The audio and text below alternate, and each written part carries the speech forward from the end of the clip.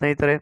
Hi ಸ್ನೇಹಿತರೆ, welcome to learn Karnataka YouTube channel. 2 ಅಂಕದ ಪ್ರಶ್ನೆಗಳಿಗೆ ಉತ್ತರ ಸಹಿತ ವಿವರಣೆಯನ್ನ ನೋಡೋಣ. ಯಾರೆಲ್ಲ ನಮ್ಮ 3 ಮತ್ತು 4 ಅಂಕದ ಪ್ರಶ್ನೆಗಳ ವಿಡಿಯೋನ ನೋಡಿಲ್ಲ, ನೋಡಿ ಮತ್ತು ಅದರ ಒಂದು ವಿಡಿಯೋದ ಉಪಯೋಗ ಪಡೆದುಕೊಳ್ಳಿ ಅಂತ ಹೇಳ್ತಾ ಬನ್ನಿ ಈ ಒಂದು ಕ್ಲಾಸನ್ನು ಸ್ಟಾರ್ಟ್ ಮಾಡೋಣ ಅಂತ ಹೇಳ್ತಾ. ಸೊ 3ನೇ ಮೇನಲ್ಲಿ ಬರುವಂಥ ಮೇನ್ ಏನು ಹೇಳುತ್ತೆ ಅಂದರೆ, answer the following questions in 2 to 4 sentences or points each ಅಂತ ಹೇಳುತ್ತೆ. ಸೊ ಅಂದರೆ ಈ ಒಂದು 3ನೇ ಮೇನಿನಲ್ಲಿ ಬರುವಂಥ ಪ್ರಶ್ನೆಗಳು ಏನನ್ನು ಬಯಸ್ತಾ ಇದ್ದಾವೆ ಅಂದರೆ, 2 ವಾಕ್ಯವನ್ನಾದರೂ ಆ ಪ್ರಶ್ನೆ ಬಯಸ್ಬೋದು ಅಥವಾ 4 ವಾಕ್ಯವನ್ನಾದರೂ ಆ ಪ್ರಶ್ನೆ ಬಯಸ್ಬೋದು. ಆ ಒಂದು ಆನ್ಸರನ್ನು ನೀವು ಸೆಂಟೆನ್ಸ್ ರೂಪದಲ್ಲೂ ಸಹಿತ ಬರಿಬೋದು ಅಥವಾ ಪಾಯಿಂಟ್ಸ್ ರೂಪದಲ್ಲೂ ಸಹಿತ ಆ ಒಂದು ಪ್ರಶ್ನೆಗೆ ನೀವು ಆನ್ಸರನ್ನು ಬರೆದು ಔಟ್ ಆಫ್ ಔಟ್ ಅಂದರೆ 2ಕ್ಕೆ 2 ಅಂಕಗಳನ್ನು ಪಡೆದುಕೊಳ್ಳಿ ಅಂತ ಹೇಳ್ತಾ ಬನ್ನಿ 17ನೇ ಕ್ವೆಶನನ್ನು ನೋಡೋಣ. 17 ಅಂದರೆ 17ನೇ ಕ್ವೆಶನ್ ಏನು ಹೇಳುತ್ತೆ? List out the causes of public administration. So ಇದು ಪಬ್ಲಿಕ್ ಅಡ್ಮಿನಿಸ್ಟ್ರೇಷನ್ ಅನ್ನೋ ಚಾಪ್ಟ್ರಲ್ಲಿ ಬರುವಂಥ ಕ್ವೆಶನ್ನು. ನೇರವಾಗಿ ಅವರೇ ಹೇಳಿಬಿಟ್ಟಾರೆ. ಏನು? ಪಬ್ಲಿಕ್ ಅಡ್ಮಿನಿಸ್ಟ್ರೇಷನ್ ಯೂಸಸ್ ಕೇಳಿದ್ದಾರೆ, ಅಂದರೆ ಉಪಯೋಗ. ಅಥವಾ ಮತ್ತೊಂದು ಏನು ಕೇಳ್ಬೋದು ಅವರು? ಇಂಪಾರ್ಟೆಂಟ್ ಅನ್ನಂತೂ ಸಹಿತ ಕೇಳ್ಬೋದು. ಇಂಪಾರ್ಟೆನ್ಸ್. ಈ 2 ಪ್ರಶ್ನೆಗಳಲ್ಲಿ ವರ್ಡ್ ಬಂದಾಗ ಈ ಪ್ರಶ್ನೆಗಳಿಗೆ ನೀವು ಒಂದೇ ಉತ್ತರವನ್ನು ಬರೀಬೇಕಾಗುತ್ತೆ. ಅವು ಈ ಕೆಳಗಿನಂತಿವೆ. ಯೂಸಸ್ ಅಂದರೂ ಸಹಿತ ಇದೇ ಉತ್ತರ ಬರೀಬೇಕಾಗುತ್ತೆ. ಇಂಪಾರ್ಟೆಂಟ್ಸ್ ಅಂದರೂ ಸಹಿತ ಇದೇ ಒಂದು ಉತ್ತರ ಬರೀಬೇಕಾಗುತ್ತೆ ಪಬ್ಲಿಕ್ ಅಡ್ಮಿನಿಸ್ಟ್ರೇಷನ್ನ ಕ್ವಶನಿಗೆ ಸಂಬಂಧಪಟ್ಟಂತೆ. ಸೊ ಹಾಗಾದರೆ ಈಗ answer helpful for all round development of human beings. Public administration ಅನ್ನೋದು ಮಾನವನ ಸರ್ವತೋಮುಖ ಅಭಿವೃದ್ಧಿಗೆ ಭಾಳ ಸಹಾಯ ಮಾಡುತ್ತೆ ಅಂತ ಹೇಳ್ತಾರೆ. Next point, it is the pillar of the government. ಸರ್ಕಾರಕ್ಕೆ ಆಧಾರ ಸ್ತಂಭವಾಗಿದೆ. ಆ ಮೂಲಕ ಇದು ಭಾಳ ಉಪಯೋಗವಾಗಿದೆ ಅಂತ ಹೇಳ್ತಾನೆ. Next, it is useful. Next point, it strives to protect public interest. ಅಂದರೆ ಸಾರ್ವಜನಿಕರ ಹಿತಾಸಕ್ತಿಯನ್ನು ಕಾಪಾಡೋದ್ರಲ್ಲಿ ಭಾಳ ಶ್ರಮ ವಹಿಸುತ್ತೆ ಅಂತ ಹೇಳ್ತಾನೆ. Next point, it implements law and policies to regulate the activities of the human. ಅಂದರೆ ಮಾನವನ ಆ್ಯಕ್ಟಿವಿಟೀಸ್ಗಳನ್ನು ಕಾನೂನು ಮತ್ತು ನೀತಿಗಳ ಮೂಲಕ ನಿಯಂತ್ರಣ ಮಾಡುವಂಥ ಕೆಲಸ ಮಾಡುತ್ತೆ. ಇದು ಮತ್ತೊಂದು ಅದರ usefuls point. Next point, it strengths social security. ಸಾಮಾಜಿಕ ಭದ್ರತೆಯನ್ನು ಇದು ಬಲಪಡಿಸುತ್ತೆ ಅಂತ ಹೇಳ್ತಾನೆ. Next point, it assists the legislatures as well as executive. So legislatures and executive ಅಂದರೆ, ಎಕ್ಸಿಕ್ಯೂಟಿವ್ ಮೀನ್ಸ್ ಕಾರ್ಯಾಂಗ, ಲೆಜಿಸ್ಲೇಚರ್ ಅಂದರೆ ಶಾಸಕಾಂಗ. ಈ 2 ಅಂಗದವನ್ನು ಸಹಾಯ ಮಾಡುವಂಥ ಕೆಲಸ ಅಂಗಕ್ಕೆ ಇದು ಮಾಡುತ್ತೆ ಪಬ್ಲಿಕ್ ಅಡ್ಮಿನಿಸ್ಟ್ರೇಷನ್ ಅನ್ನೋದು ಅಂತ ಹೇಳ್ತಾನೆ. Next point, it is the heart of public administration. ಅಂದರೆ ಸಾರ್ವಜನಿಕ ಆಡಳಿತ ಹೃದಯ ಭಾಗವಾಗಿದೆ. ಯಾವುದು ಸರ್? ಪಬ್ಲಿಕ್ ಅಡ್ಮಿನಿಸ್ಟ್ರೇಷನ್ ಅನ್ನೋದು ಸರ್ಕಾರದ ಆಡಳಿತ ಹೃದಯ ಭಾಗ. Next point, essential for welfare state. ಒಂದು ರಾಜ್ಯ ಕಲ್ಯಾಣ ರಾಜ್ಯ ಅಥವಾ ಸುಖಿ ರಾಜ್ಯ ಆಗಬೇಕಪ್ಪ ಅಂದರೆ ಆ ಒಂದು ರಾಜ್ಯದ ಯಾವುದ್ರ ಮೇಲೆ ಡಿಪೆಂಡ್ ಆಗಿರುತ್ತೆ? Essential and efficiency public administration.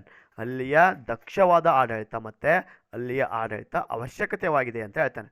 Next point, social responsibility. ಸಾಮಾಜಿಕ ಜವಾಬ್ದಾರಿ ಇದು ಮತ್ತು ಅದರ ಒಂದು ಪಾಯಿಂಟ್ಸ್ ಅಂತ ಹೇಳ್ತಾನೆ. This points are the answer to the public administration of uses of public administration. So ಈ ಪಾಯಿಂಟ್ಸ್ಗಳು 8 ಪಾಯಿಂಟ್ಸ್ಗಳಿದ್ದಾವೆ. ಎಷ್ಟು ಪಾಯಿಂಟ್ಸ್ಗಳಿದ್ದಾವೆ?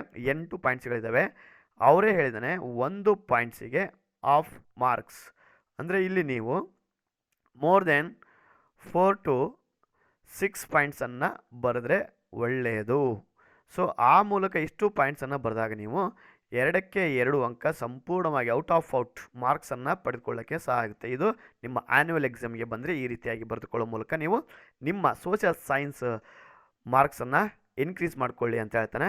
ಸೊ ಈ 17ನೇ ಕ್ವೆಶ್ಚನ್ನಲ್ಲಿ ಬರುವಂತಹ ಮತ್ತೊಂದು ಪ್ರಶ್ನೆ ಯಾವುದು ಅಥವಾ ಆರಲ್ಲಿ ಬರುವಂಥದ್ದು.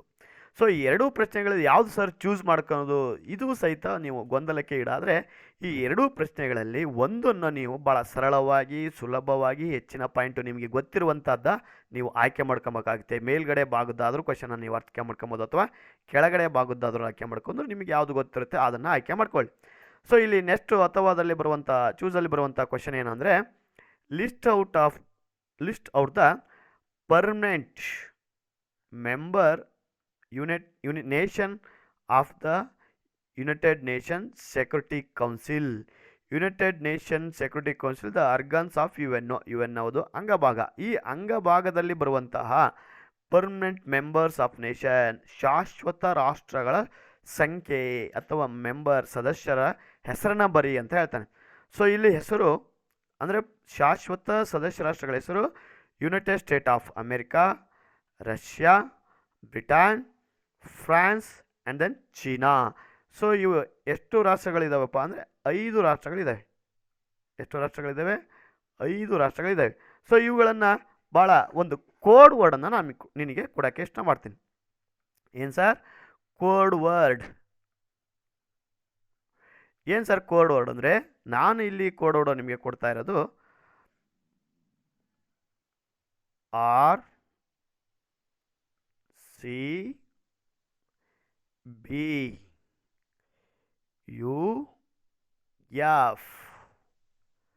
ಸೊ ಆರ್ ಅಂದರೆ ಏನು ಸರ್? ಆರ್ ಅಂದರೆ ರಷ್ಯಾ ಸರ್. ಸಿ ಅಂದರೆ ಏನು ಸರ್? ಸಿ ಅಂದರೆ ಚೈನಾ ಸರ್. ಬಿ ಅಂದರೆ ಏನು ಸರ್? Britain sir. ಯು ಅಂದರೆ ಏನು ಸರ್? ಯು ಅಂದರೆ United nation state of America sir. F ಅಂದರೆ ಏನು ಸರ್? ಎಫ್ ಅಂದರೆ ಏನು ಸರ್? ಲಾಸ್ಟ್ ಉಳಿದದ್ದು ಫ್ರಾನ್ಸ್ ಸರ್. ಈ RCBUF ಈ ಕೋಡನ್ನು ಭಾಳ ಈಸಿಯಾಗಿ ನೆನ್ಪಿಟ್ಕೊಂಡ್ರೆ ನಿಮಗೆ 2 ಮಾರ್ಕ್ಸ್ ನಿಮ್ಮ ಜೇಬಲ್ಲಿದ್ದಾವೆ ಅಂತ ಅರ್ಥ. ಸೊ ಆ ಮೂಲಕ ನಾವು 2 ಪೂರ್ಣ ಪ್ರಮಾಣದ ಅಂಕವನ್ನು ಪಡ್ಕೊಳ್ಬೋದು ಅಂತ ಹೇಳ್ತಾ ಬನ್ನಿ ನೆಕ್ಸ್ಟ್ ಕ್ವೆಶನ್ಗೆ ಹೋಗೋಣ. ನೆಕ್ಸ್ಟ್ ಕ್ವೆಶನ್ ಯಾವ ಸರ್? ನೆಕ್ಸ್ಟ್ ಕ್ವೆಶನ್ 18ನೇ ಕ್ವೆಶನ್ ಸರ್. ಏನು ಹೇಳ್ತೆ sir?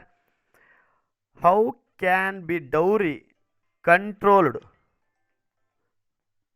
How can be dowry controlled apart from legal measures? ಅಂದರೆ ಲೀಗಲ್ ಮೆಜೂರ್ಸ್ನ ನಂತರ ಯಾವ ಒಂದು ಅಂಶಗಳ ಮೂಲಕ ಡೌರಿಯನ್ನು ಕಂಟ್ರೋಲ್ ಮಾಡಬಹುದು? ಡೌರಿ ಅಂದರೆ ನಿಮಗೆ ಗೊತ್ತು, ವರದಕ್ಷಿಣೆ.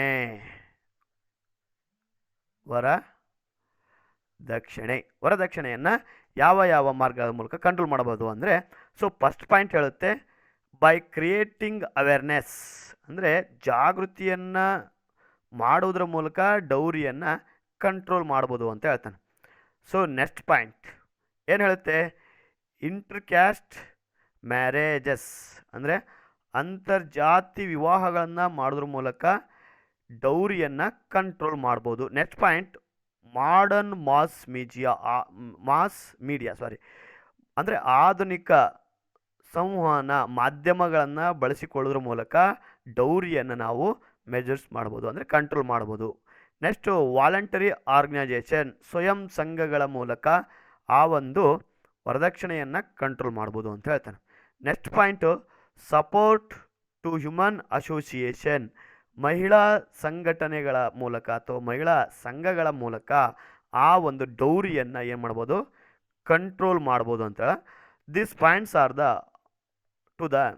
Answer to these questions. So ಇದು ಲೀಗಲ್ ಅಲ್ಲ, ಲೀಗಲ್ ಆಗಿ ಬೇರೆ ಪಾಯಿಂಟ್ ಬರ್ತವೆ. ಸೊ ಈ ಎಲ್ಲ ಪಾಯಿಂಟನ್ನು ಬರೋದ್ರ ಮೂಲಕ ನೀವು ಎಕ್ಸಾಮಲ್ಲಿ, ಮುಂದಿನ ಆ್ಯನ್ಯುವಲ್ ಎಕ್ಸಾಮಲ್ಲಿ, ಬೋರ್ಡ್ ಎಕ್ಸಾಮಲ್ಲಿ 2 ಮಾರ್ಕ್ಸನ್ನು ತೆಗೆದುಕೊಳ್ಬೋದು ಅಂತ ಹೇಳ್ತಾ ನೆಕ್ಸ್ಟು ಬನ್ನಿ ಅದೇ ಒಂದು 18ನೇ ಪ್ರಶ್ನೆಯಲ್ಲಿ ಬರುವಂತಹ ಆರ್ ಅಥವಾ ಪ್ರಶ್ನೆ ಇದೆ, ಅದನ್ನು ಸಹಿತ ಈಗ ನೋಡೋಣ. ಏನು sir question? How has social stratification be created? So ಇದು ಒಂದು ಪ್ರಶ್ನೆ ಯಾವ ಚಾಪ್ಟರ್ಲಿ ಬರುತ್ತೆ ಅಂದರೆ ಸೋಷಿಯಲ್ ಸ್ಟ್ರಾಟಿಫಿಕೇಷನ್, ಸಾಮಾಜಿಕ ಸ್ತರವಿನ್ಯಾಸ ಚಾಪ್ಟರ್ಲಿ ಬರುವಂಥ question.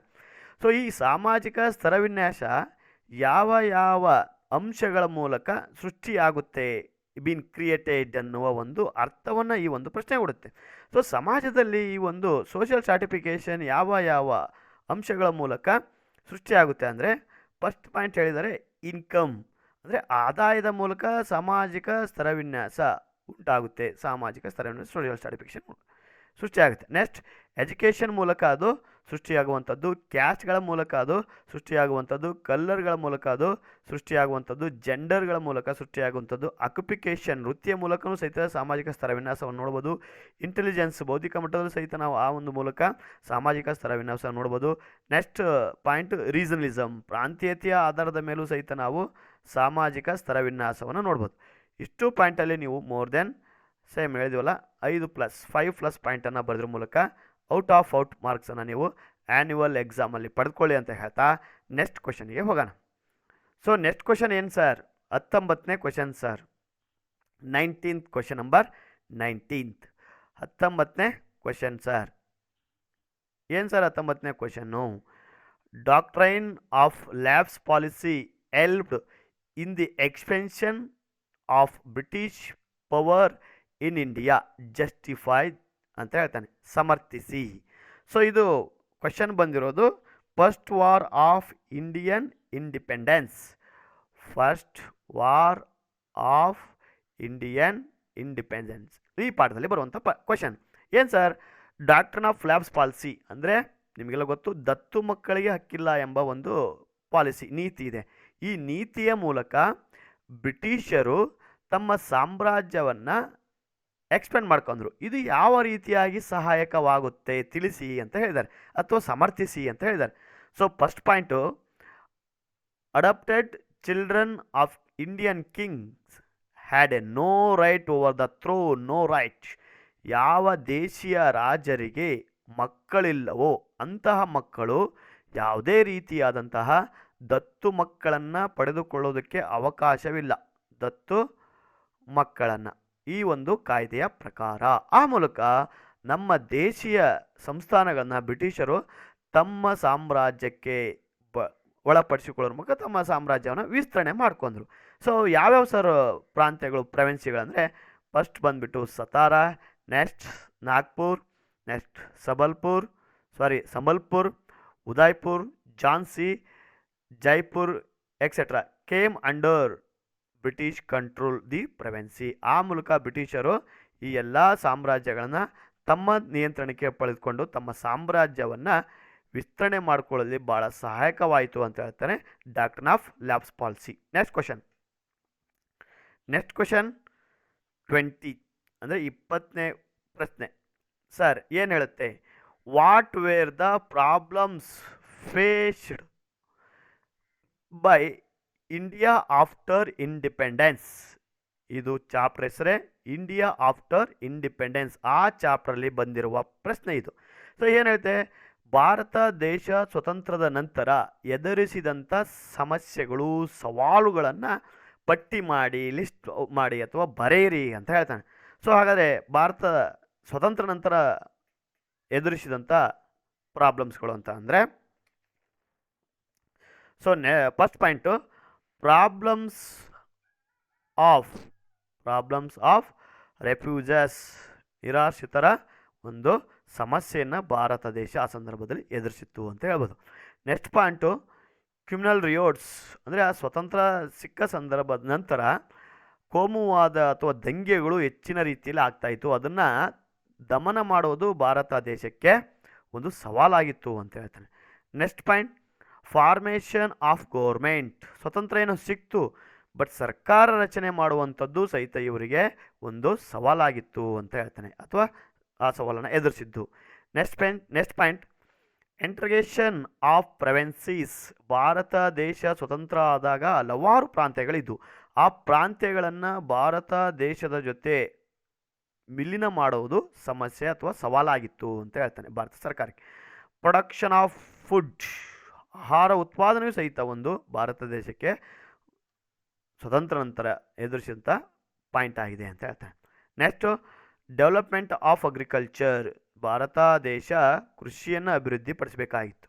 Next, growth of industries. Next, ಕೈಗಾರಿಕೆಗಳ ಬೆಳವಣಿಗೆಯನ್ನು ನೋಡಬೇಕಾಗಿತ್ತು. ನೆಕ್ಸ್ಟ್ ಪಾಯಿಂಟ್ ರೀಜನಲಿಸಮ್ ಅಂದರೆ ಪ್ರಾಂತೀಯತೆ, ಇದನ್ನು ಸಹಿತ ಭಾರತ ದೇಶ ಎದುರಿಸಿತ್ತು ಅಂತ ಹೇಳ್ತಾರೆ. ನೆಕ್ಸ್ಟ್ ಇಲ್ಲಿಟ್ರಸಿ ಮೀನ್ಸ್ ಅನಕ್ಷರತೆ. ನೆಕ್ಸ್ಟ್ ಕಮ್ಯುನಲಿಸಮ್, ಕೋಮುವಾದನೂ ಸಹಿತ ಭಾರತ ದೇಶ ಎದುರಿಸಿದ್ದು ಅಂತ ಹೇಳ್ತಾನೆ. ನೆಕ್ಸ್ಟ್ ಪಾವರ್ಟಿ, ಬಡತನವನ್ನು ಸಹಿತ ಭಾರತ ದೇಶ ಎದುರಿಸಿತ್ತು. This point are the answer to this questions. ಇದರಲ್ಲಿ ನೀವು ಮೋರ್ ದೆನ್ 5ಕ್ಕಿಂತ ಹೆಚ್ಚಿಗೆ ಅಂದರೆ 5ಕ್ಕಿಂತ ಹೆಚ್ಚಿಗೆ ಅಂಶಗಳನ್ನು ಬರೆದ್ರೆ ನೀವು ಔಟ್ ಆಫ್ ಔಟ್ ಮಾರ್ಕ್ಸನ್ನು ಈ ಒಂದು 20ನೇ ಕ್ವಶನಿಗೆ ಆ್ಯನ್ಯುವಲ್ ಎಕ್ಸಾಮ್ನಲ್ಲಿ ಪಡೆದುಕೊಳ್ಳಿ ಅಂತ ಹೇಳ್ತಾ ನೆಕ್ಸ್ಟ್ ಪಾಯಿಂಟಿಗೆ ಬಂದ್ಬಿಡೋಣ. ಪ್ರಾಫಿಟಿಂಗ್ ಇದೆ, ಕರಪ್ಷನ್ ಇದೆ, ಮತ್ತು ಸ್ಮಗ್ಲಿಂಗ್ ಪಾಯಿಂಟ್ಸುಗಳು ಸಹಿತ ಇದ್ದಾವೆ. ಇವನ್ನೂ ಸಹಿತ ನೀವು ಬರಿಬೇಕಾಗುತ್ತೆ. 21ನೇ ಪ್ರಶ್ನೆ ಏನು sir? What are the types of rain water harvesting? ಅಂದರೆ ಮಳೆಯ ನೀರನ್ನು ಅಥವಾ ಮಳೆ ನೀರಿನ ಕೊಯ್ಲನ್ನು ಯಾವ ವಿಧದ ಮೂಲಕ ನಾವು ಪಡೆದುಕೊಳ್ಬೋದು ಅಂತ ಹೇಳ್ತಾನೆ. ಸೊ ಫಸ್ಟು ಇದು ಪಾಠ ಯಾವುದಲ್ಲಿ ಬರುತ್ತೆ ಅಂದರೆ ಸೀಸನ್ ಪಾಠದಲ್ಲಿ ಬರುವಂಥ ಪ್ರಶ್ನೆ ಇದು ಯಾವುದು? Season. First point, collecting water at the place of rainfall. ಮಳೆ ನೀರು ಯಾವ ಸ್ಥಳದಲ್ಲಿ ಬಿದ್ದಿರುತ್ತೆ ಆ ಸ್ಥಳದಲ್ಲಿ ನೀರನ್ನು ನಾವು ಉಳಿಸ್ಕೊಳ್ಳೋದ್ರ ಮೂಲಕ ಆ ನೀರನ್ನು ಬಳಸ್ಕೊಬೋದು ಅಂತ ಹೇಳ್ತಾನೆ. Next point, collecting of flowing rain water. ಮಳೆ ಬಿದ್ದ ಹರಿಯುವ ನೀರನ್ನು ನಾವು ಸಂಗ್ರಹಿಸುವ ಮೂಲಕ ನಾವು ಅದನ್ನು ಪಡ್ಕೊಳ್ಬೋದು ಅಂತ. This the types of rain water harvesting of the point. So next question ಬಂದುಬಿಟ್ಟು 22 ಅಂದರೆ 22ನೇ ಕ್ವಶನ್ ಏನು sir? Horticulture and floriculture have help development of Indian farmers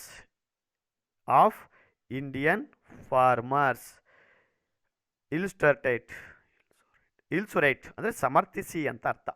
illustrate ಅಂದರೆ ಸೊ ಇದು ಯಾವ ಪಾಠದಲ್ಲಿ ಬರುತ್ತಾ ಅಂದರೆ ನಿಮಗೆಲ್ಲ ಗೊತ್ತಿರುವಂಥದ್ದು India land use and agriculture, ಈ ಒಂದು ಚಾಪ್ಟರ್ಲಿ ಬರುವಂಥ ಕ್ವಶನ್. ಸೊ ಹಾರ್ಟಿಕಲ್ಚರ್ ಅಂದರೆ ನಿಮಗೆ ಗೊತ್ತು, ತೋಟಗಾರಿಕೆ ಬೇಸಾಯ. ಫ್ಲೋರಿಕಲ್ಚರ್ ಅಂದರೆ ಪುಷ್ಪ ಅಂದರೆ ಹೂವನ್ನು ಬೆಳೆಯುವಂತಹ ಬೇಸಾಯ ಅಂತ ಕರೀತಾರೆ.